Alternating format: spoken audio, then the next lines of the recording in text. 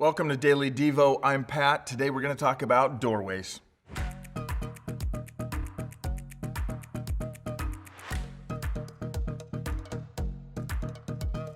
Okay, I know I always joke about favorite verses, favorite chapters, or favorite books of the Bible. It seems that nearly every few messages I preach or teach, you hear me saying, "This is my favorite verse." And I really mean it this time. But when it comes to this chapter of the Bible, I think I really mean it this time. Romans 8 is one of my favorite chapters in the entire Bible. It's so rich in meaning and packed with depth. Romans chapter 8 almost explodes off the page with hope for you and me as Jesus followers.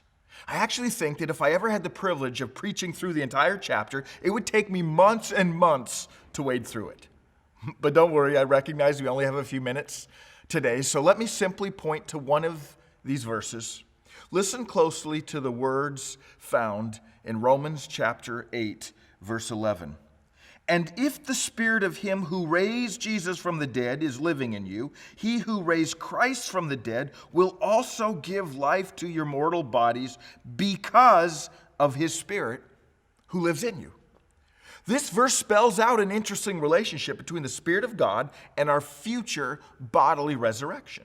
Notice that it was the Spirit of God that raised Jesus from the dead, and that same Spirit, if you put your faith in Jesus, now lives in you. And because of that relationship, you have a guarantee that the power that raised Jesus from the dead will do the same for you and me. Now, I know that some of you have heard this so many times that you kind of just roll your eyes and think, yep, heard it before. But would you just pause for a moment and imagine your deathbed? I'm not being morbid. I just want to make a point because you will be on your deathbed someday. Maybe it's this week or 20 years from now, but outside of Jesus returning first, you and I will one day be taking our last breaths. So imagine yourself laying there and you recognize that you are right at death's door. You know that you will only inhale and exhale a few more times, that your heart will only beat a few more beats. Here's the truth that Paul is trying to get you and I to realize. That in that moment, you need not fear what's next. That your next moments following that last breath and that last heartbeat will be much like walking through a doorway from one room to another. I don't know about you, but that thought makes me smile. I treasure that hope. I have no idea what my death may look like. Perhaps it will be sudden as a result of an accident or a tragic event. But if it happens to be something where I am lying on a bed, recognizing I'm breathing my last breaths, I hope I take time to pause and smile, knowing that in the next moments I will be slipping from this room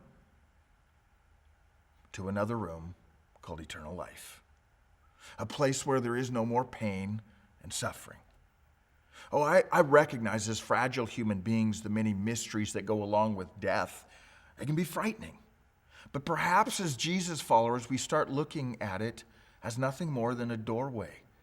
Maybe we begin identifying death as nothing more than a passageway from this beautiful, tragic life to something that you and I can't begin to imagine, something so wonderful and beautiful that those who have glimpsed it cannot even adequately describe it.